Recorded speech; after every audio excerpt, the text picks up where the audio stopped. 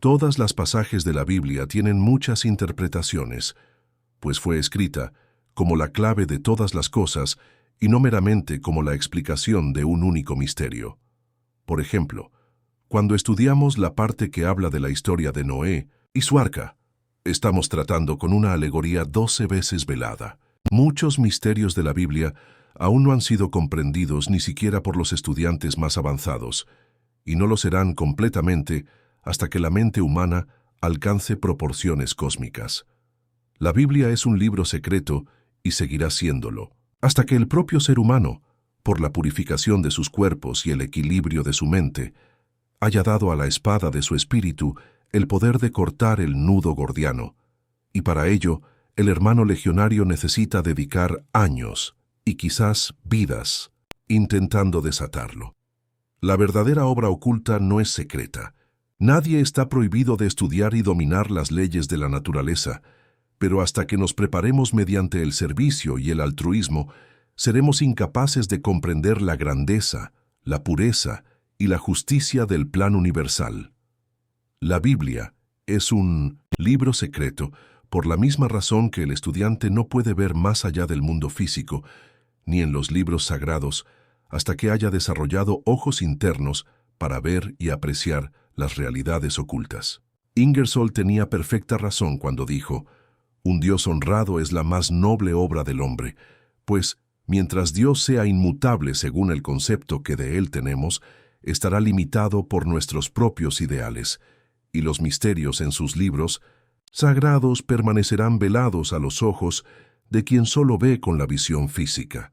Regresemos al libro del Génesis, que contiene la historia del arca y el diluvio, y leamos los capítulos 6, 7, 8 y 9.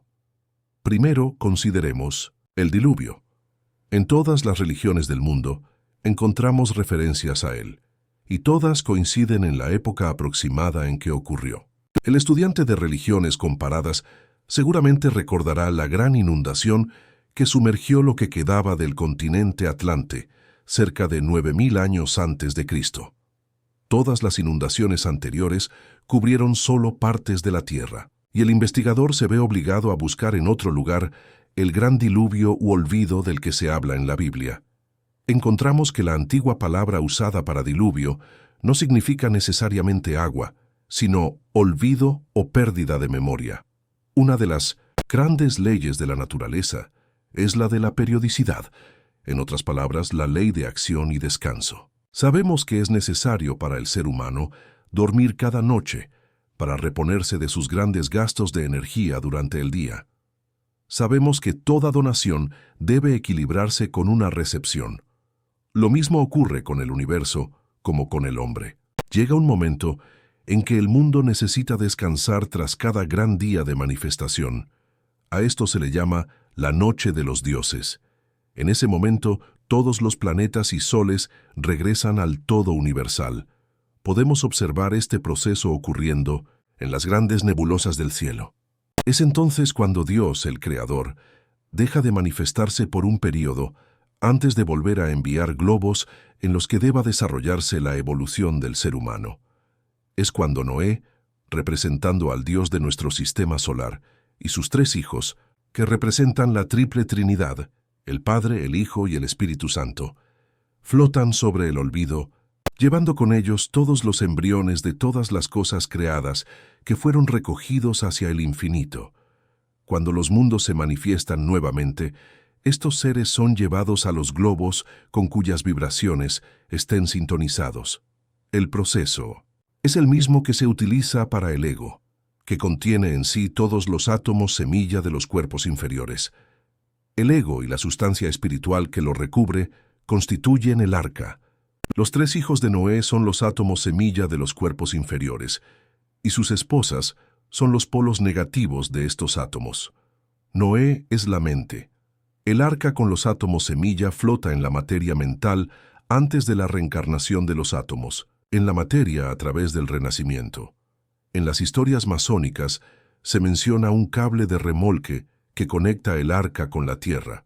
Esto, el estudiante lo conoce como el cordón de plata que une el espíritu al cuerpo. Sabemos que el espíritu No puede morir. Los animales que son guiados dentro del arca representan la vida de todos los reinos que fue recogida dentro de Dios, y allí permanece hasta que se desarrollen los planos de conciencia para que esa vida pueda manifestarse nuevamente. Entonces, la historia del arca es la historia del ego construyendo los cuerpos que, una vez completados, le darán conciencia en todos los planos de la naturaleza. Los 3 hijos de Noé, como ya se dijo, son los 3 cuerpos inferiores. Para que el ser humano funcione en cualquier plano de la naturaleza, necesita tener un cuerpo sintonizado con ese plano. La pérdida de la conciencia significa que el vehículo, que conecta al espíritu con ese plano, ha sido retirado. Desde que los 3 cuerpos inferiores fueron construidos, el ego siempre tiene un vehículo de expresión y nunca pierde la conciencia en ningún plano de la naturaleza. Los animales del arca representan así los diversos poderes del hombre que son llevados con él vida tras vida en el arca viviente de su propio ser. La única ventana del arca representa el ojo espiritual a través del cual el hombre superior contempla los cuerpos inferiores. Cuando el mundo, los cuerpos, vuelve a la existencia, el arca descansa sobre la cima del monte Ararat. Esta es la cabeza del hombre, el lugar más elevado del cuerpo. Allí, en el seno frontal, se asienta el ego y sus fuerzas, descendiendo nuevamente, habitan el cuerpo. Cuando la paloma, el mensajero, trae de regreso al hombre superior el ramito de acacia, entonces él sabe que los cuerpos inferiores han vuelto a la vida y que será posible descender del arca y trabajar con ellos. Esto muestra que los altos ideales y las fuerzas animales transmutadas pueden nuevamente ir a todos los rincones de la tierra y continuar con su labor. Lo primero que hizo Noé al salir del arca fue construir un altar para el Señor, y sobre ese altar encendió una hoguera y ofreció sacrificios a Dios. Cada uno de nosotros que siga sus pasos deberá hacer lo mismo. El altar que construyó para Dios fue su propio cuerpo purificado, y ante él y todos sus hijos hicieron reverencia. El fuego sobre el altar fue el fuego espiritual interno encendido por Noé a través de sus actos y pensamientos. El sacrificio que ofreció sobre el altar fueron las pasiones y emociones inferiores de su vida. Entonces apareció el arco iris en el cielo, y el Todopoderoso hizo la promesa a Noé de que, mientras el arco permaneciera allí, nunca habría otro diluvio. Esta es una admirable alegoría, especialmente cuando recordamos que el arco iris está compuesto por los 3 colores primarios: el azul del espíritu, el amarillo de la mente y el rojo del cuerpo. Estos son los colores de la triple Trinidad del hombre: el Padre, el Hijo y el Espíritu Santo. En cuanto estos 3 principios estén equilibrados en el hombre, formando en sus combinaciones todos los demás colores, nunca más habrá otro olvido. Mientras el corazón, la mente y el cuerpo estén unidos, todo va bien. Pero si uno solo de estos colores desaparece, la oscuridad envolverá al ego, en cuyo templo se cometió el error. El triple camino que lleva a Dios es, sin embargo, uno solo.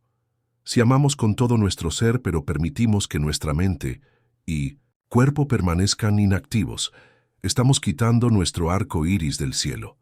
Si lo sabemos todo pero no tenemos amor, no hemos ganado nada. Si tenemos conocimiento y amor, pero descuidamos las acciones de nuestras manos y cuerpos en el trabajo diario, tampoco hemos ganado nada. En ese arco iris vemos el triple cordón de plata que cuando se rompe el cuerpo está muerto. La muerte es el resultado de la cristalización, cuando el cuerpo se vuelve demasiado pesado para ser llevado por el espíritu. Entonces es descartado y se adquiere otro. Lo mismo ocurre con los pensamientos y emociones. Pueden ser elevados y etéreos, pero siempre deben ser prácticos. Si no lo son, el arco iris se rompe y el olvido provocado por la discordia y las incertidumbres envuelve al ego y hace que el camino de la vida sea mucho más difícil de lo que debería ser. La analogía es la clave que abre muchos secretos. En los mundos y en los individuos, la naturaleza actúa del mismo modo. Así como es con lo pequeño, así es con lo grande. Si deseamos ser aquellos que se elevan por encima de las inundaciones del olvido y flotar sobre el caos en el arca de nuestras propias almas, será necesario construir esta arca, como la naturaleza construye la gran arca cósmica, es decir, elevando la conciencia y perfeccionando los cada vez más altos vehículos de expresión. Esto se logra viviendo diariamente una vida de servicio, reflexión y amor, cada uno en la misma medida, y siempre con el único ideal de mantener encendido el fuego del altar de Dios.